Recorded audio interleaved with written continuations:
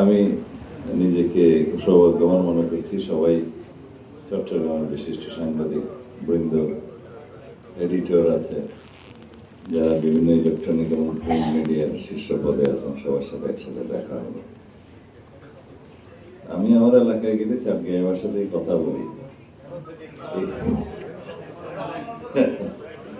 এখানে আসলে এখানে দেখলাম সবাই তৌহিদরা শুদ্ধ ভাষা বলা শুরু করছে,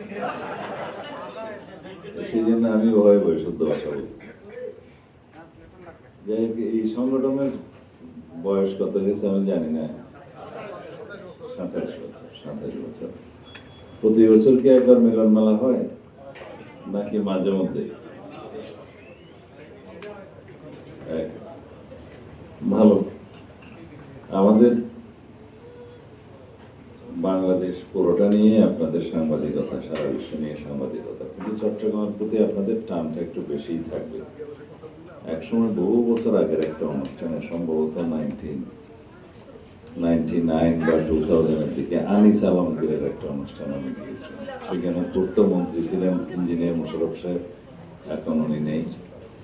তিনি স্বর্গগত বলবো না, জান্নাতবাসী বলবো, যাই হোক, এখন উনি পরলোকে। আমিও গিয়েছিলাম। তখন আনিস আলমগীরের সাথে আমার কথা হয়েছিল, মনক্ষুণ্ণ হয়েছিল। আমি বললাম কক্সবাজার আগে, কারণ আমরা তখন কক্সবাজার সমিতি করেছিলাম ঢাকায়, আর চট্টগ্রাম সমিতির সাথে একটা দ্বন্দ্ব ছিল যে আমাদেরকে তারা স্বাধীন হয়ে দিতে চায়নি, স্বাধীনতা দিতে চায়। তো সেই জন্য আমরা কক্সবাজার সমিতি করলাম, এটা এখনো টিম করে চলছে। মাঝে মধ্যে ম্যাচব্যানে দিয়ে ঘোষণা দেয় যে আমরা এখনো আছি। তো ওইটার সংগঠন আমরা করেছিলাম এখানে। এই আওয়ামী লীগ ক্ষমতায় আসার পরে আমাদের সন্তোষরা আলাদা একটা কমিটি করল। এখন অবশ্য কমিটি একটাই আছে। তো সবারই আঞ্চলিক একটা রীতি থাকে, নিজের জেলা বা নিজেদের অঞ্চল নিয়ে একটা সমিতি করার। বাকি সব দেশে থাকে, শুধু বাংলাদেশ না, সব জায়গায় থাকে। তা আমরা বিদেশে গেলেও কেউ 14 গ্রাম কমিটি করে, কেউ নোয়াখালী সমিতি করে। ব্রিটেনে গিয়েও দেখি উপজেলা ভিত্তিক। কুমিল্লার কোনো লোক ওখানে গেলে আমরা কুমিল্লার বল না, কারণ 14 গ্রাম, বাড়ি কোথায় 14 গ্রাম, বাড়ি কোথায়। তো এইরকম সমিতিও আছে নিজেদের মধ্যে। তো সবাই একসাথে থাকলে শক্তি বৃদ্ধি হয় এবং অনেক কিছুই নিজেদের অঞ্চল এলাকার জন্য আদায় করে নেওয়া যায়। নিজেদের তো একটা গোষ্ঠী স্বার্থ আছেই, সাংবাদিকদের নিজস্ব ফোরাম যেহেতু হয়েছে চট্টগ্রামে, নিজেদের চাহিদা আছে, সেটা অন্য। তবে অ্যাজ এ হোল সবাই একসাথে থাকা, গেট টুগেদার, নিজেদের ভিতরে আলাপ আলোচনা করা, নিজেদের স্বার্থ সংশ্লিষ্ট বিষয়ে আলোচনা করা, সব কিছু বাদ দিলেও অ্যানুয়ালি গেট টুগেদার হয়, সবার মধ্যে দেখা সাক্ষাৎ হলো, ভাব বিনিময় হলো, এবং কোথায় কি আলোচনা করতে হবে নিজেদের স্বার্থে, এলাকার স্বার্থে, অঞ্চলের স্বার্থে, দেশের স্বার্থে, এবং সাংবাদিক বন্ধুদের নিজস্ব চাহিদা বা দেনা দরবার সব কিছু নিয়ে আলাপ আলোচনা করা যায়। আজকে এখানে আমাকে এখানে দাওয়াত দেওয়া হলে আমি বুঝলাম না, কি মেজবানি খাওয়ার জন্য না আলোচনা করার জন্য, না আমার কিছু বলার আছে?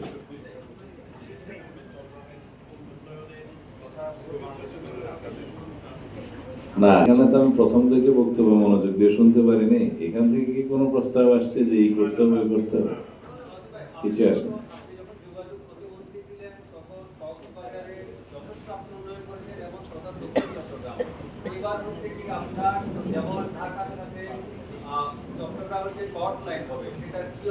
আমরা সেটা জানতে চাই, এবং ওই সড়ক যোগাযোগের কত দ্রুত আমরা ঢাকা থেকে চট্টগ্রামে যেতে পারি, কত আলাদা সেগুলো আমরা জানতে চাই।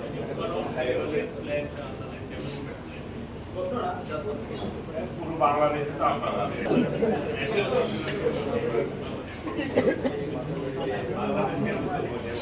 আচ্ছা, ঠিক আছে। এখন আমি কার কাছে জানতে চাইব? আমি এই প্রকল্পগুলো নিয়ে আসলে আমাদের অগ্রাধিকার প্রকল্পের মধ্যে রেখেছি, আমরা আলাপ আলোচনা করেছি। বাংলাদেশে যদি যোগাযোগের ক্ষেত্রে 1 নম্বর অগ্রাধিকার প্রকল্প নিতে হয়, যেটা আমি মাননীয় প্রধানমন্ত্রীর সাথে এটা আলাপ করেছি, তিনি সম্মতি দিয়েছেন, তা হচ্ছে আমরা আগে বলতাম লাকসাম ঢাকা কর্ড লাইন, এটাকে এখন নাম দেওয়া হচ্ছে কুমিল্লা ঢাকা কর্ড লাইন। এক কথায় এটা লাকসাম থেকে সংযুক্ত হবে অথবা কুমিল্লা থেকে সংযুক্ত হবে, যাই হোক সেই কর্ড লাইনটা নদী পার হয়ে মেঘনা দাউদকান্দি পার হয়ে এখানে ইস্টার্ন রেলওয়ের হেডকোয়ার্টার হিসেবে নারায়ণগঞ্জের কোনো পয়েন্টে কমলাপুরের সাথে ইস্টার্ন রেলওয়ের সাথে সংযুক্ত হবে। রেলওয়ে তো দুইটা ভাগ, এই পদ্মা যমুনা দিয়ে ভাগ করে, এটা ওয়েস্টার্ন আর এটা ইস্টার্ন। এবং ইস্টার্ন রেলওয়ের অংশটা আসাম রেলওয়ের সাথে সিআরবির সাথে ছিল, মানে চট্টগ্রামের সিআরবির সাথে যোগাযোগ ছিল। এই কর্ড লাইনটা নির্মাণের জন্য আমাদের প্রকল্প হাতে নেওয়া আছে। আমরা একটি দেশের সাথে আলাপ আলোচনাও করেছি, তারা সম্মত হয়েছে। এটা অতীতে স্টাডি হয়েছে অনেকবার। আমাদের মুরব্বী বাংলাদেশের একজন সিনিয়র জার্নালিস্ট গিয়াস কামাল চৌধুরী, তিনি এটা 1991 সাল থেকে, আমি যখন মাননীয় প্রধানমন্ত্রীর দপ্তরে ছিলাম তখন থেকে এটা নিয়ে আলাপ আলোচনা করতেন। আজকে এখানে তাকে আমি স্মরণ করি শ্রদ্ধার সাথে। আরো অনেক আমাদের মুরব্বীরা এটা গুরুত্ব মতামত করছেন, কিন্তু কোনো সরকার এটা বাস্তবায়ন করে যেতে পারে না। বিগত সরকারের সময়ও ফেসিবাদী সরকার হলেও তারাও এটা নিয়ে অনেক আলাপ আলোচনা করেছে, স্টাডি করেছে এদিকে সংযুক্তির জন্য, কিন্তু কাজের কাজ কিছু করতে পারে না। এটা করা দরকার এবং এটা আমরা করবো ইনশাআল্লাহ। তাতে করে চট্টগ্রাম থেকে ঢাকা বর্তমান গতিতেও যদি আসি, সেটা 3 থেকে 3.5 ঘন্টা লাগে বর্তমান গতিতে আসলে। আর রেলওয়ে ডবল ট্র্যাক হয়ে গেলে, ডবল ট্র্যাক কিছু আছে, ডবল লাইন আর কি, ডুয়াল গ্যাস ডবল লাইন হয়, এবং সেটা যদি আমরা এক্সপ্রেস ওয়ের মতো নন স্টপ আসি, তাহলে এটা 2 ঘন্টার সময় লাগে। এবং সেটা ডুয়াল গ্যাস ডবল লাইন করার আমাদের পরিকল্পনা আছে, ক্রমান্বয়ে করা হবে। এটা আজকে আলোচনায় আসাতে আমি নিজেও খুব আনন্দিত যে এটা আমার মনে ছিল। দ্বিতীয়, আপনারা বলেছেন মাতার বাড়ি ডিপসি পোর্ট, সেটা নিয়ে আমাদের পরিকল্পনা। আমরা আগামী 9 তারিখে ইনশাআল্লাহ মাননীয় প্রধানমন্ত্রী সহ মাতার বাড়ি সমুদ্র বন্দরে, গভীর সমুদ্র বন্দরে যাব। সেখানে কয়লা বিদ্যুৎ প্ল্যান্টের 1 এবং 2 ইউনিট চালু আছে, কিন্তু 3 এবং 4 এটা জাপানিরা এটা পরিত্যক্ত ঘোষণা, মানে তারা করবে না, তো পরিত্যাগ করেছে। বিকজ তাদের ন্যাশনাল পলিসি এবং ইন্টারন্যাশনাল পলিসিতে তারা এখন কোল ফায়ার পাওয়ার প্ল্যান্ট করছে না। কিন্তু আমাদের বিদ্যুতের সস্তা বিদ্যুতের চাহিদা আছে, সেজন্য আমরা ফসিল অয়েল অথবা গ্যাস ভিত্তিক পাওয়ার প্ল্যান্টগুলোকে বেশি আমরা নিতে পারবো না। আমাদেরকে প্রথম দিকে একটু সস্তা বিদ্যুৎ উৎপাদন করতে হবে। সেজন্য আমরা 3 এবং 4 কয়লা বিদ্যুৎ প্রকল্প চালু করার বিষয়ে সরকার সিদ্ধান্ত নিয়েছে, এবং এটা এই বছর শেষ নাগাদ অথবা আগামী বছর প্রথমার্ধে ইনশাআল্লাহ স্থাপনা শুরু হবে। মাতারবাড়ি গভীর সমুদ্র বন্দরের চ্যানেলটাকে আরো ওয়াইড করা হবে এবং ড্রেজিংটা 18 মিটার পর্যন্ত করার কথা। এখন 16 মিটার আছে, বাট কিছুটা সিলটেটেড হয়েছে, এটাকে 18 মিটার পর্যন্ত উন্নীত করা হবে, যাতে মাদার ভেসেল ওইখানেই জেটিতে লাগতে পারে। তার পাশে একই চ্যানেলের পাশে একটা ফিঙ্গারের মতো হয়ে দ্বিতীয় আরেকটা চ্যানেল হবে। সেই চ্যানেলটা হবে ল্যান্ড বেসড এলএনজি টার্মিনালের জন্য, এটা সংযুক্ত। এটা আগামীতে হবে ইনশাআল্লাহ, এটা সিদ্ধান্ত হয়েছে। সিঙ্গেল মোরিং পয়েন্ট থেকে যেখানে ফসিল অয়েল সরবরাহ করে ট্যাঙ্কার যাচ্ছে পরিশোধিত তেল, সেখানে আরো 1 লাখ মেট্রিক টন বলে না, 1 লাখ মেট্রিক টন ফুয়েল রিজার্ভের জন্য আরেকটা ইউনিট করা হবে। সোনাদিয়াতে আমরা গত ক্যাবিনেট মিটিংয়ে, গতবার সপ্তাহে ক্যাবিনেট মিটিংয়ে আমরা সরকারিভাবে সিদ্ধান্ত হয়েছে আরো 2টা FSRO বলে, floating storage and regasification unit, FSRO স্থাপন করা হবে। সেটা চায়নার সাথে আমাদের G2G ভিত্তিতে হচ্ছে। সেটা সোনাদিয়ার একটা পয়েন্টে হবে। এটা কুতুব ইউনিয়নের একটা জায়গায়। ওখান থেকে পাইপ লাইন টেনে নিয়ে এসে বর্তমানে যে পাইপ লাইনটা আছে মাতারবাড়ি থেকে চট্টগ্রাম পর্যন্ত, তার সাথে সংযুক্ত হবে। এটা করার কারণ হচ্ছে, এটা আমাদের 18 মাস সময় লাগবে। কারণ হচ্ছে, আপনারা দেখছেন কয়েকদিন আগে FSRO একটা ইউনিট যান্ত্রিক ত্রুটির কারণে সার্ভিস দিতে পারে না। সারা দেশে গ্যাসের সংকট হয়েছে। গ্যাস থাকলেও তারা এটা আনলোড করতে পারে। সেটা মেরামত করতে 2 সপ্তাহ সময় হয়েছে। এই 2 সপ্তাহ আমাদের শিল্প কারখানা এবং আমাদের বাণিজ্যিক কার্যক্রম ব্যাহত হয়েছে। এটা এখন আংশিক মেরামত হয়েছে, গ্যাস সরবরাহ শুরু হয়েছে, হয়তো আরও কয়েকদিন লাগবে পুরোটা মেরামত। এগুলো লেগে থাকে, সাবস্টিটিউট নাই।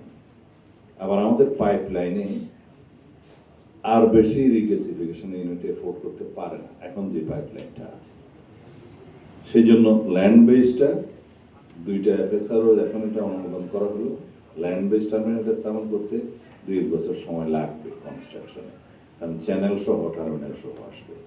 আর বর্তমান FSRO এগুলো সব মিললে আমরা গ্যাসের একটা নিরবিচ্ছিন্ন সরবরাহ পাবো। কিন্তু যেহেতু গ্যাসের সাপ্লাইয়ের হাব এক জায়গাতে হচ্ছে, এটা কোনো সময় যদি বিপজ্জনক কোনো পরিস্থিতি হয়, তাহলে আমরা ন্যাশনালি বিপদে পড়বো, সংকটে পড়বো। সেই জন্য আমরা এটাকে আরও 2-1টা জায়গায় ডিসেন্ট্রালাইজ করবো। চট্টগ্রামে, মংলা, পায়রা, এই সমস্ত জায়গায়। কারণ আমাদের সারা দেশে সাপ্লাইয়ের জন্য এক জায়গা থেকে গেলে এটা ট্রান্সপোর্টেশন পাইপলাইন অনেক সমস্যা।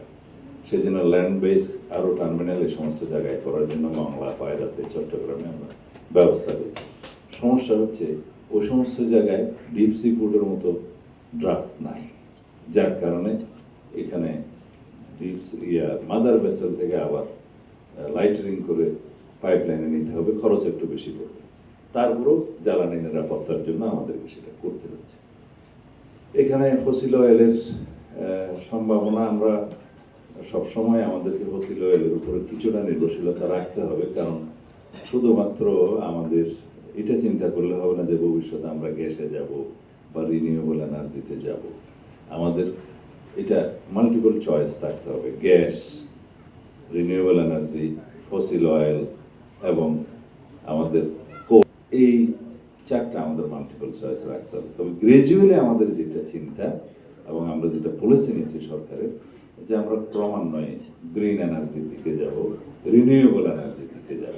সেটার জন্য আমরা সময় নির্ধারণ করেছি 2030-এর মধ্যে রিনিউয়েবল এনার্জি সেক্টরে 5,000 থেকে 10,000 মেগাওয়াট আমরা উৎপাদন করার, জেনারেট করার। সেই জন্য আমাদের পলিসি আমরা খুব শিথিল করেছি ফরেন ইনভেস্টমেন্টের জন্য, এবং সরকার সেটা কিনবে। তাতে করে আমাদের কস্ট বেনিফিট অ্যানালাইসিসে দেখা গেছে যে আমরা যে দামে কিনতে পারবো সেটা কয়লা বিদ্যুতের চাইতে হালকা একটু বেশি, খুব বেশি না। গ্যাসের চাইতে অনেক কম, ফসিল অয়েলের চাইতে তো অনেক কম। তো আমাদের ইকোনমি যেটা সাপোর্ট করতে পারবে সেটা আমাদেরকে চিন্তা করতে হবে। আমরা যেহেতু গ্যাসের উপরে নির্ভরশীলতা বলতে গেলে অনেকটা সিঙ্গেল সোর্সিংয়ের মতো হয়ে গিয়েছিল আওয়ামী লীগের সময়, যে মিডল ইস্ট গালফের উপরে আমরা নির্ভরশীল হয়ে গিয়েছিলাম। ইউক্রেন যুদ্ধ হলো, এখানেও ক্রাইসিস হলো। ইরান ইসরায়েল যুদ্ধ হলো, ক্রাইসিস হলো। আমাদেরকে স্পট মার্কেট থেকে 2 গুণ 3 গুণ দামে কিনতে হচ্ছে এখনো মাঝে মধ্যে। তো সেই জন্য আমরা চিন্তা করেছি সিঙ্গেল সোর্সিং তো হবেই না, আমরা এখন মালয়েশিয়া, ইন্দোনেশিয়া সহ আরও বিভিন্ন কান্ট্রি থেকে আনার চেষ্টা করছি। সেটা আমাদের সাথে কথা হয়েছে। তো আরেকটা বিষয়, আমাদের নিজেদের গ্যাস এক্সপ্লোরেশনের জন্য আমরা মনোযোগ দিয়েছি, অফশোর এবং অনশোর, সেটাও ডিসিশন হয়েছে। বাট এটার সময় লাগবে। আজকেও যদি শুরু করা হয় এক্সপ্লোরেশন, সেখান থেকে এক্সপ্লয়টেশন শুরু করতে এবং সেটা ন্যাশনাল গ্রিডে আনতে কমসে কম 7-8 বছর সময় লাগে। কিন্তু আমরা যদি আজকে স্টার্ট না করি, তাহলে আমরা 7 বছর পরে সেম নির্ভরশীলতায় থাকবো। সেই জন্য আমরা 2টা জায়গাতেই আমরা ওপেন করে দিয়েছি। কিছুদিনের মধ্যেই সেটা আপনারা দেখতে পাবেন। বা কি যেন এটা প্রফিট শেয়ারিং কন্ট্রাক্ট, PSC বলে বোধ, এগুলো আমরা করবো ইনশাআল্লাহ। তা আমরা এইভাবে ভবিষ্যতে জ্বালানি চাহিদা যাতে মেটাতে পারি, কারণ ক্রমান্বয়ে গ্রোয়িং ইকোনমি, গ্রোয়িং ইন্ডাস্ট্রিয়ালাইজেশন এবং গ্রোয়িং চাহিদা মানুষের যেটা বাড়বে, আজকে হয়তো আমরা 15,000 থেকে 17,000 মেগাওয়াট উৎপাদনের মধ্যে আমরা আছি, 15,000টা পিক আওয়ারে হয়, আমাদের চাহিদা পিক আওয়ারে 17,000 হয়, কিন্তু 2,000 সবসময় শর্টেজ থাকে সন্ধ্যাবেলার পরে। এইটা আমরা এখন মিট আপ করছি, কিন্তু এটা তো আমাদেরকে 30,000 নিয়ে যেতে হবে গ্রাজুয়ালি। প্রত্যেক বছর কিছুটা ডিমান্ড বাড়ে, ইন্ডাস্ট্রিয়ালাইজেশন বাড়ে, মানুষের ইউজ বাড়ে। তো সেই হিসাবে আমাদের এই যেগুলা ইনক্রিজড ডিমান্ড হবে তার ভিত্তিতে আমাদের এনার্জি সাপ্লাই এবং পাওয়ার জেনারেশন এই দুইটা ব্যালেন্স করে প্রতি বছর আমাদেরকে ইনক্রিজ পর্যায়ে যেতে হবে। এই জন্য আমরা একটা মাস্টার প্ল্যান হিসেবে পরিকল্পনা নিয়েছি এবং সেটা আমরা কর্মে হাত দিয়েছি। উই হ্যাভ এ প্ল্যান, আবার এগেইন বক্তৃতা। প্ল্যানটা আমরা না করি, আমাদের লিডারশিপ আছে, আমাদের পরিকল্পনা আছে, অঙ্গীকার আছে, বাস্তবায়নের ইচ্ছা আছে, আর্থিক সামর্থ্যটা আমাদেরকে অর্জন করতে হবে। যদি আমরা প্ল্যান না করি তাহলে we are planning to fail, সেটাতে আমরা যাব না ইনশাআল্লাহ। বর্তমান সরকারে যারা আছেন, এই সরকারের নেতৃত্ব যিনি দিচ্ছেন আমাদের নেতা জনাব তারেক রহমান, তার একটা সুদূর প্রসারী পরিকল্পনা আছে। তিনি সবার সাথে কথা বলেন, এখানে যারা আছে তাদের অনেকের সাথে দেখা সাক্ষাৎ কথা বলেছেন, আমি জানি এর মধ্যে আনিস আলমগীরও আছে। বিএনপির মাঝে মধ্যে বিরোধিতা করে করতে সমালোচনা করে, কিন্তু আমাদের প্রধানমন্ত্রী সমালোচনাকে পছন্দ করেন এবং তাদের সাথেই কথা বলেন, এটা তার নজির। এখন কথা হচ্ছে, যারা বিরোধিতাকে, সমালোচনাকে সম্মান করে তারা কি কখনো ফেল করতে পারে? I don't believe it. তো সেই জন্য আপনারা সবাই সহযোগিতা করবেন। আমি চট্টগ্রামের রিজিয়নে আরও উন্নয়ন নিয়ে কথা বলতে পারতাম, অনেক সময় লাগবে। তবে শুধুমাত্র আমি তো চট্টগ্রামের জন্য মন্ত্রী না, বাংলাদেশের জন্য আমাদের দায়িত্ব একসাথে বলতে হবে। এখানে বেশি বললে বাকি সবাই বলবে যে ওনারা সব ওইদিকে নিয়ে যাচ্ছে। এবং কক্সবাজারে যা বলে আসছে ওটা ওখানকার জন্য ঠিক আছে, কারণ আমরা ব্লু ইকোনমি এবং মেরিন সায়েন্স ইউনিভার্সিটি এস্টাবলিশ করতে হবে, ন্যাশনাল ইন্টারেস্ট। বাট জায়গাটা হচ্ছে কক্সবাজার, কারণ ওইখানেই রব্বুল আলামিন আমাদেরকে সেই প্রকৃতিগত দানটা দিয়েছে, সম্পদটা দিয়েছে। এখন মাতার বাড়িতেও দেশে একটা, সোনাদিও দেশে একটা, কক্সবাজারও দেশে একটা, মেরিন ড্রাইভ রোডও একটা, ওয়াইডেস্ট অ্যান্ড লংগেস্ট স্যান্ডি বিচও একটা, স্টিল ইট ইজ ভার্জিন। সেটাকে আমাদের বিকশিত করতে হবে, সব তো ওখানে। আমরা বলেছি ডিপসির যে সম্পদ, যে ব্লু ইকোনমি আমরা যদি আহরণ করি, ইট ইজ ডিসকভার্ড, এবং ওখানে ডিসকভার করে আমাদের ইনভেনশন করতে হবে কি করতে পারি আমরা এখানে, এবং সেই সম্পদকে আমরা যদি আহরণ না করি তাহলে আমরা পিছিয়ে থাকবো। সেটা হোয়াই নট ফ্রম টুডে, সেই জন্য আমরা প্ল্যান করেছি। এখন এগুলো তো সব ওখানে, শুধু পর্যটন হিসেবে কক্সবাজারকে, চট্টগ্রামকে চিনলে তো হবে না। পর্যটনকে দিয়ে চিনেছে, এখন আমাদের সমাপ্ত করতে হবে ইকোনমি দিয়ে, সেটাকে ফ্লোরিশ করতে হবে, এক্সপ্লোর করতে হবে। দেন এক্সপ্লোটেশনের মাধ্যমে আমরা রেভিনিউতে যোগ করবো, সারা বাংলাদেশের রেভিনিউ যা হবে ওই জায়গা থেকে তার ডবল হবে, সেটা আমাদের দিতে হবে। এখন আমি কক্সবাজারের লোক হিসেবে বলছি না, এটা বাংলাদেশে যে লোকই হোক, কক্সবাজারকে নিয়ে চিন্তা করতে গেলে তো তাই করতে হবে। আমরা আমাদের সমুদ্র সম্পদ কয়টা আহরণ করি? সমুদ্রের নিচের শৈবাল কয়টা আহরণ করি? কোনো কিছুই না। সমুদ্রের নিচে যে গ্যাস আমরা তা আহরণ করতে পারি না। ব্লু ইকোনমির অন্যান্য যে সম্ভাবনা আছে খনিজ সম্পদ, তা তো আমরা আনতে পারিনি। আমরা শুধু জিরকন বালির কথা বলি, যেটা কস্ট বেনিফিট অ্যানালাইসিসে হয়তো আহরণ করা তখন আমাদের জন্য কমার্শিয়ালি হয়তো উপযুক্ত ছিল না, সামনের কোনো একদিনে হবে। যখন খনিজ সম্পদের দাম বাড়বে, চাহিদা বাড়বে, তখন হয়তো হবে। একসময় সিলিকনের দাম ছিল না সারা পৃথিবীতে, এখন সিলিকন ভ্যালি হয়ে গেছে ক্যালিফোর্নিয়াতে, লস অ্যাঞ্জেলেসে, সারা পৃথিবীকে লিড করছে। আমরা সেমিকন্ডাক্টরকে এখন নাম জানি, চিনি, আমরা এখানে এস্টাবলিশ করার চেষ্টা করছি, আমরা এখানে ম্যানুফ্যাকচারিং এর চেষ্টা করছি। বাট রিসার্চ অ্যান্ড ডেভেলপমেন্টটা আমরা করতে পারি এখন। ম্যানুফ্যাকচার হয়তো আমরা এখনো যেতে পারবো না, কিন্তু একদিন আমরা ম্যানুফ্যাকচারে যাব, স্টার্ট করতে হবে এখন থেকে। সেটা আমরা করেছি, আমাদের মাননীয় প্রধানমন্ত্রী এটা সিদ্ধান্ত দিয়েছে, আপনারা নিশ্চয়ই দেখেছেন। সেমিকন্ডাক্টর ইন্ডাস্ট্রির উপরে সারা পৃথিবী নির্ভরশীল হবে। এখনো নির্ভরশীলতা আছে তাইওয়ানের উপরে, চায়নার উপরে, নেদারল্যান্ডসের উপরে, কিন্তু সেমিকন্ডাক্টর ইন্ডাস্ট্রি একটা ইন্ডাস্ট্রি যেটা বন্ধ হয়ে গেলে পৃথিবী বন্ধ হয়ে যাবে, যেটার উপরে আমেরিকার সমস্ত টেকনোলজি নির্ভর করছে।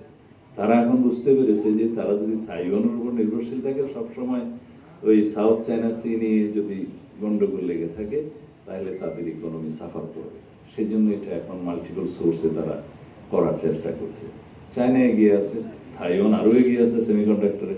আমরাও যদি একটা পিস অফ কেক বাংলাদেশ থেকে পাই, total volume of the whole world আমরা যদি 1%ও পাই, এটা একটা বিশাল আমাদের জন্য অর্থনীতিতে মানে যোগ দিবে। আমাদের ছেলেপেলেরা এখানে কাজ করতে পারবে।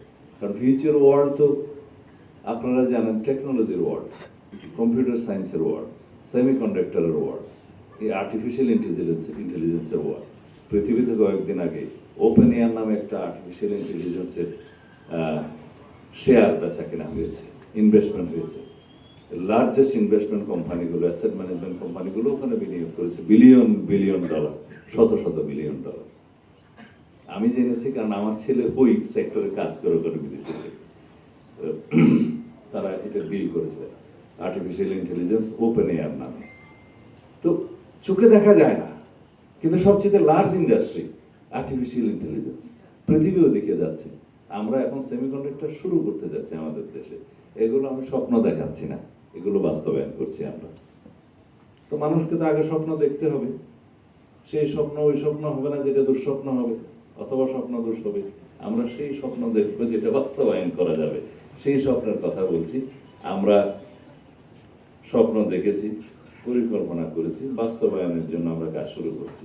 হয়তো আমরা পুরোটা অ্যাচিভ করতে পারবো না, কিন্তু যদি আমরা চেষ্টা না করি, স্টার্ট না করি, তাহলে আমরা অ্যাচিভমেন্ট তো দূরের কথা, ফিল করার জন্যই আমরা প্রস্তুতি নিচ্ছি।